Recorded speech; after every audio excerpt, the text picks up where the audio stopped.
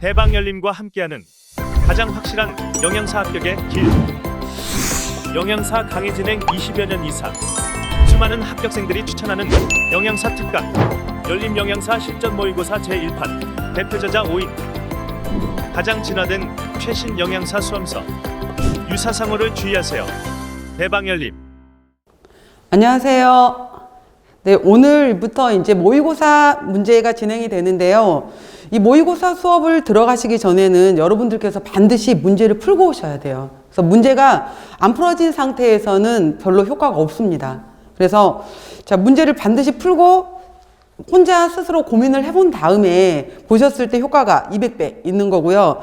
자, 오늘 첫 번째 시간은 제가 식사요법 수업을 들어가는데 저는 분책을 했거든요. 문제집에서 분책을 했는데 앞쪽에 저는 여기 해설집을 따로 뽑았어요. 제 스스로가. 그래서 저 같은 경우에도 지금 오늘 식사요법 수업을 진행을 하는데 여기 이론 페이지로 정리되어 있는 내용이 진짜 괜찮습니다. 여러분들. 제가 그동안 강의하면서 시험 문제 나왔던 것들 가장 중요한 핵심, 에센스, 해당이 되는 것만 다 모아놓은 거거든요. 그래서 이 부분을 정말 심혈을 기울여서 만들었기 때문에 간단하게 모의고사 들어가기 전에 어떻게 이 이론 부분을 활용하면 좋을지에 대해서 설명을 하고 들어가려고 합니다. 자, 그래서 식사요법 같은 경우에는 1교시 문제로 나오게 되고요. 자, 1번부터 1교시 첫 번째 시험 문제가 120번까지 있게 돼요. 그래서 1번에서부터 60번까지가 영양학하고 이제 그러니까 영양학하고 생화학 문제가 들어가게 되는 거고요.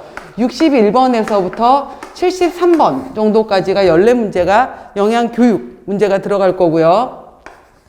74번부터 120번까지가 여기에 이제 식사요법하고 생리학 문제가 들어가게 됩니다. 그래서 생리학 같은 경우에도 과거에 20문제였던 것이 지금은 식사요법과 관련된 질환 문제로 해서 나오게 돼요. 그렇기 때문에 여기 문제를 5문제 정도를 구성을 했고 식사요법 문제를 41문제 정도로 구성을 했거든요. 그래서 여기 들어가는 부분으로 해서 이제 설명을 드릴 거예요. 그래서 첫 번째 보시게 되면은 자, 설명 간단하게 오늘 첫 번째 시간에는 이 이론 페이지를 어떻게 핵심 요약 부분을 여러분들이 잘 정리하셨으면 좋겠다라고 해서 그 방법을 알려드리려고 합니다. 37페이지 식사요법을 보시게 되면은 일단 큰 제목들을 봐보세요. 큰 제목을 보게 되면은 1번에 식사요법의 개요 한번 체크해 보세요. 개요가 되어 있고요. 여기에서 대략 6문제가 나옵니다. 6문제가 나오고요. 큰 제목으로 볼게요. 혹시 색깔펜 있으시면 쭉쭉쭉 그으시면서 한번 봐주시면 될 것 같은데 식사요법의 개요에서 영양관리 과정에서 한두 문제, 그 다음 병인식의 종류에서 한 문제, 다음 영양지원 방법에서 한 문제, 식품교환군에서 한두 문제 이렇게 나오면서 이 파트가 무려 6문제가 나옵니다. 그리고 두 번째 위장관 질환 있잖아요. 여기에서도 4문제 정도가 나와요. 큰 제목들 봐보세요. 위장관 질환은 우리가 소화흡수에 관련된 내용들인데요. 연하곤란 먼저 큰 제목으로 볼게요. 연하곤란, 역류성 식도염, 위염, 위식이지장 궤양, 위하수증, 덤핑증후군, 변비, 설사, 유당불내증, 지방변증, 열대성 스프루, 글루텐 과민성 장질환, 그 다음 장염, 개실염, 과민성 대장증후군, 만성 염증성 장질환 이렇게 해서 이 파트가 4-5문제가 있고요. 자, 다음 페이지 보시게 되면은 간, 담낭, 췌장질환 파트 같은 경우에도 역시 마찬가지로 4문제 정도가 출제가 돼요. 그래서 간염, 지방간, 간경변증, 그 다음 합병증, 다음 담낭질환, 췌장질환에서도 각각 한 문제씩 해서 4문제 정도가 나오는 부분이고요. 자, 4번째 체중 조절과 영양관리 이렇게 되어 있죠. 그래서 여기에서도 3문제 정도가 나옵니다. 그래서 비만에 대한 정의, 비만의 원인, 분류, 4번의 판정, 그 다음 비만의 합병증, 다음 비만의 치료 지침이 있고요. 다음 넘겨서 보시면은 여기에 자, 비만도 있지만은 체중 부족증도 문제가 돼요. 그리고 식사 장애도 구별하는 문제가 있고요. 다음 대사증후군 문제가 반드시 한 문제씩 해서 또 나오게 돼요. 그래서 이 파트도 3, 4문제 정도가 출제되는 부분이고요. 다음 당뇨병 부분이 있는데 당뇨병 부분 같은 경우에는 무려 작게 나올 때는 4문제, 많게 나올 때는 6문제까지 나오는 파트가 당뇨예요. 그래서 당뇨 부분은 당뇨병의 분류, 그 다음 검사법, 당뇨의 판정 기준, 당뇨 환자의 대사, 치료법, 인슐린요법, 운동요법, 식사요법 이렇게 있죠. 다음 근만성 합병증 부분까지 있는 당뇨 부분 4문제에서 6문제까지 출제가 된다라는 부분이고요. 다음 심혈관계 질환 같은 경우에도 여기에서도 5문제 정도가 출제가 됩니다. 그래서 심혈관 질환 부분도 이제 중요한 부분으로 들어가겠죠. 그래서 울혈성 심부전이 있고요. 허혈성 심장병이 있고요. 그다음 고혈압 같은 경우에는 판정 수치 이런 것들도 잘 나오고요. 그다음 동맥경화증, 다음 이상 지질혈증 이렇게 해서 이 파트도 4문제에서 5문제 나오는 부분이 심혈관 질환이다. 다음 신장 질환 같은 경우에도 3, 4문제 정도가 나오는 부분이 바로 신장 질환이에요. 그래서 신장 질환의 종류에 따른 식사요법 정리해 놨고요. 신증후군의 주요 증상, 그 다음에 신장 결석, 그 다음 신장 질환자의 식품 교환표가 따로 있어요. 신장 질환자의 식품 교환표 구별할 줄 아셔야 되고요. 다음 빈혈 파트가 한 문제에서 판정 문제까지 약간 생리학 문제까지 해서 2문제가 나와요.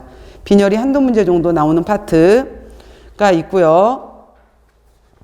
그 다음 들어가시면은 암도 꼬박꼬박 요즘에 2문제씩 나옵니다.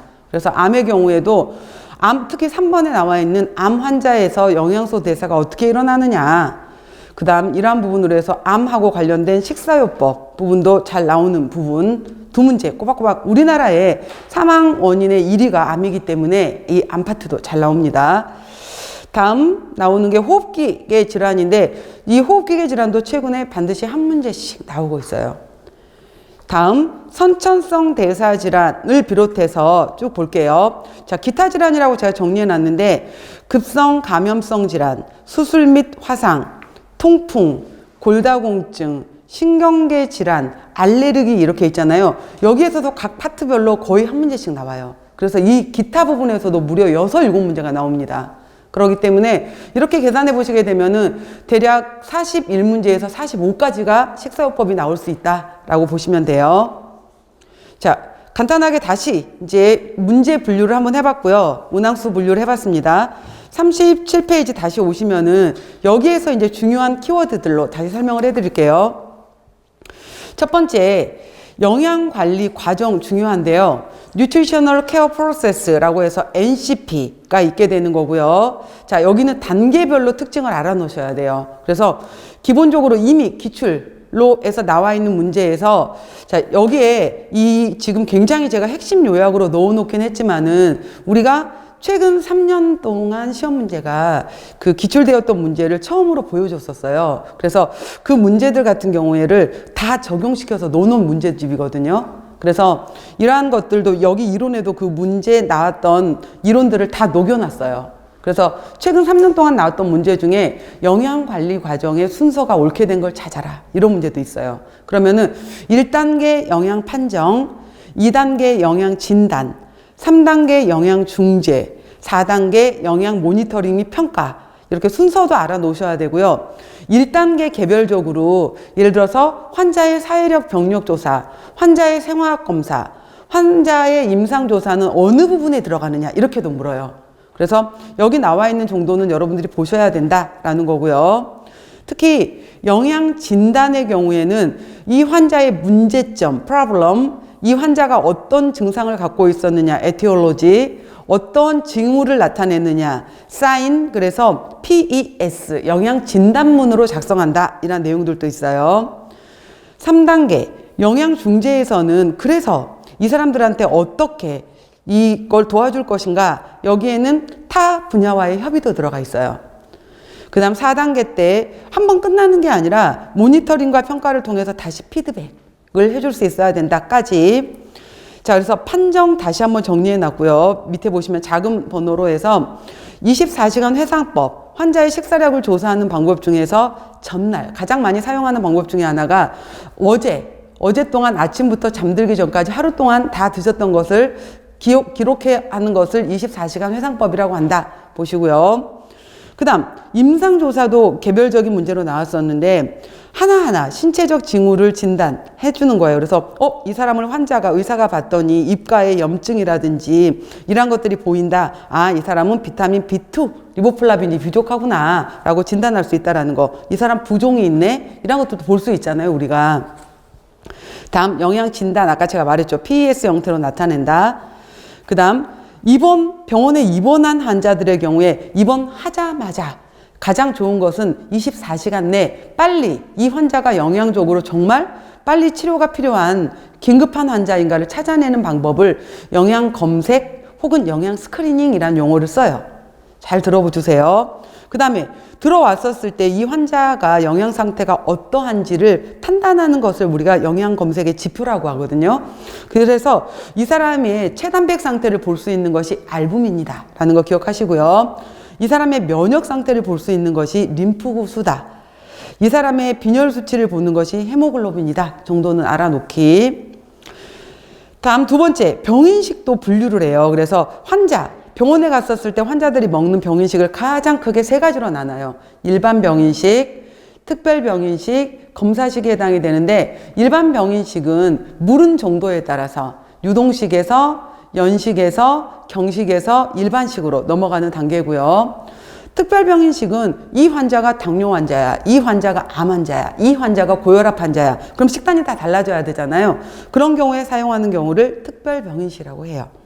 그 다음 검사식의 경우에는 검사하기 위해서, 그래서 레닌 검사는 이 사람이 고혈압인가? 5하이드록시 인돌 아세틱 엑시드 검사는 이 사람이 암 발생률이 높은가? 당 내응력 검사는 이 사람이 인슐린 작용을 제대로 하나? 지방병 검사는 이 사람의 소화흡수 능력을 알아보는 거. 고칼슘 검사는 이 사람의 신장 결석 여부를 알아보는 거. 갈색 세포층 검사는 이 환자의 에너지 대사 이런 것들을 알아보는 검사식이라는 것도 있다. 이건 몇 층 정도만 보자라고 했죠. 자, 정리해놨어요. 그리고 일반 병인식에서 첫 번째 단계가 맑은 유동식이었는데요. 수술 직후 환자가 이제 가스가 나온 다음에 장이 음식을 받아들일 준비가 되었어 라고 했을 때 맨 처음 주는 게 맑은 유동식인데요. 이 맑은 유동식은 어떤 식사를 줄 수 있느냐 이렇게 물어봐요. 요즘 식사요법은 전부 다 식품으로 물어보는 게 대부분이에요. 근데 대뜸 식품을 다 외우는 게 아니거든요. 그죠? 그래서 보시면 보리차, 옥수수차 정도의 차에다가 혹은 맑은 육즙 혹은 채로 거른 과즙 이런 형태들을 우리가 일반 병인식으로 주는 거예요. 이거는 식단을 잘 보셔야 돼요.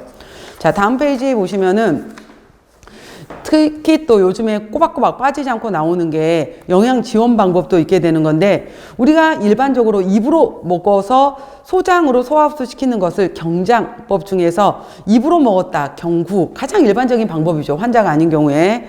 그 다음에 도저히 내 입, 식도, 위 이런 부분이 문제가 있어서 나는 먹을 수가 없어. 이런 경우에 근데 장 기능은 해 라고 할 때 관을 사용하는 방법을 경관급식법이라고 해요. 그랬을 때 이거 중요하죠.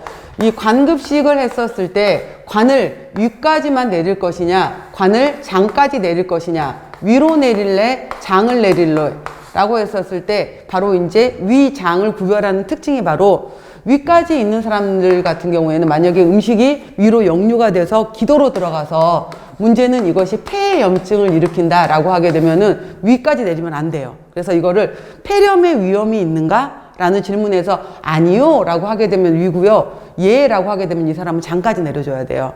그리고 이 기간이 4주 정도에 대한 기준을 가지고서 4주 이내로 사용한다. 그러면 코 안쪽으로 관을 삽입하는 비위법을 사용할 수 있는 건데 만약에 이 기간이 4주 이상이 될 것 같다라고 하게 되면은 아예 밖에서 관을 꽂는 방법이 더 유리할 수 있어요. 그래서 기간에 따라서 이 사람의 폐렴 흡입 정도에 따라서 어느 방법을 선택할 것인지가 결정이 돼요. 그래서 그 표에 정리해 놓은 것이 그 내용이에요.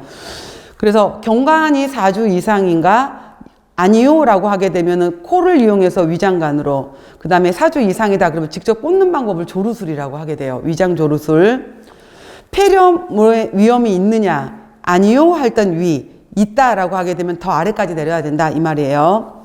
다음 말초 정맥 영양법 같은 경우에는 바로 이제 우리가 손목 이런 데다 주로 사용하는 방법이죠. 2주 이내인 경우에 2주 이상이다 라는 경우에는 중심정맥 영양법으로 들어가게 되는데 이건 혈액으로 꽂기 때문에 이 영양액 성분도 시험 문제로 나와요. 그래서 이미 이거는 소화 흡수된 형태로 넣어줘야 돼요. 그래서 포도당이 다 분해된 덱스트로즈, 단백질이 다 분해된 아미노산, 지방이 분해된 지방 유화액, 그 밖에 비타민 무기질까지 다 넣어줘야 된다. 성분도 시험 문제 나옵니다.